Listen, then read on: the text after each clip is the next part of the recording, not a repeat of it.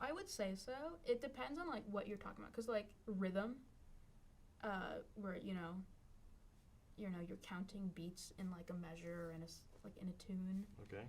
A lot of the times, you have to deal with like a lot of different types of beats, where like you have your standard beat, which is just like 4, where it's like 1, 2, 3, 4, but you have different time signatures, where it's like different ways of counting, where so you have like 7, 8, where when you count the beat, it's like 1, 2, 3, 1, 2, 3, 1, 2.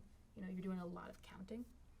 And then there's like subdivisions where it's just breaking things up into very small notes, and you have to like consistently count them. And sometimes if you're not fast or I don't know rhythmic enough about counting them, it cuts you off and it messes you up in the moment. Something I found interesting too is that a lot of the music, or from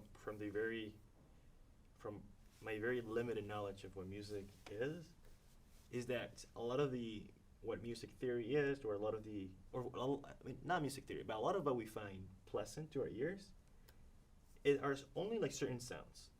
Like, do you have any theories of why that is, or why do you think that is, or like? I guess it's just I feel like the sounds that a lot of people like prefer, like why like pop music sells, it's because you don't have a lot of like ugly chords in them, because there's like ugly chords, ugly sounds in music. What does that mean? I don't know how exactly to describe it, but like you can tell right away when like a if I play a couple notes on a piano, you can tell right away if something doesn't sound right. You don't even need to be like tone deaf to know that, like. Yeah. So a lot of like music has some of those ugly sounds, but a lot of like popular sounds that are more pleasing to the ears do not have a lot of those ugly sounds, I guess. I feel like that's the way that makes sense to me. Yeah, that's interesting. I think the other day I was talking to freshman year, actually. Not the other day, like last year.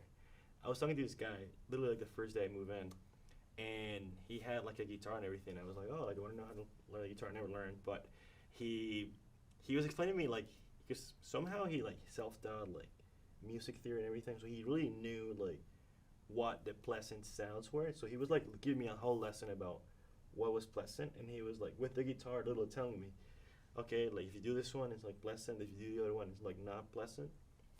And so I never thought really like about that. So as you make music, is this something you think about?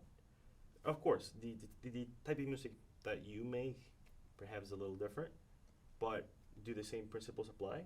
And do you think about the ugly chords or the pretty chords? I will say I do try to put more of the pretty sounds in my music, but I will not stray from uglier ones. I feel like they add depth to songs sometimes, but the ugly sounds, they don't sell well. But you kind of need the ugly sounds, especially in video game music, because the ugly sounds are crucial in like a boss fight. How are you gonna communicate that? You're gonna see the boss, you can know the boss is there, but it adds kind of an edge to the song. So what you describe as ugly chords is basically deep, like. Not deep. It's,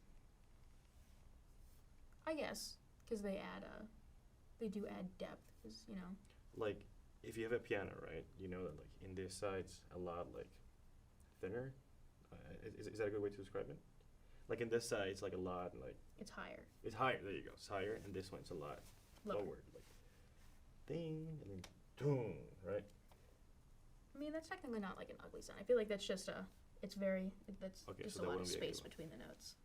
Ugly sounds are just kind of like, they're dissonant, where they kind of clash.